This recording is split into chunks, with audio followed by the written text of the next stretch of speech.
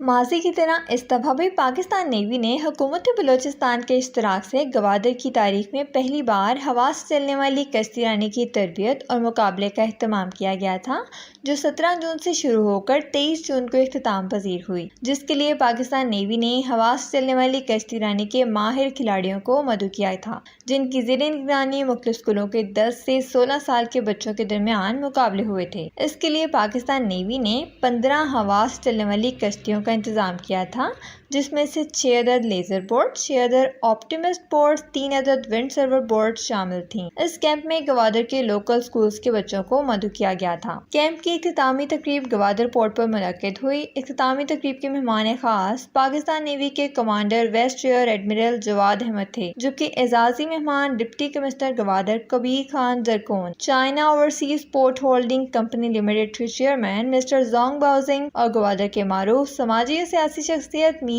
ارشد کلمتی تھے۔ تقریب میں سیلنگ کیمپ کے شرکاء میں اسناد اور نمایاں کارکردگی کا مظاہرہ کرنے والوں میں انعامات بھی تقسیم کیے گئے۔ معززین علاقہ کی بڑی تعداد نے تقریب میں شرکت کی اور کیمپ کے انعقاد کو خوب سراہا۔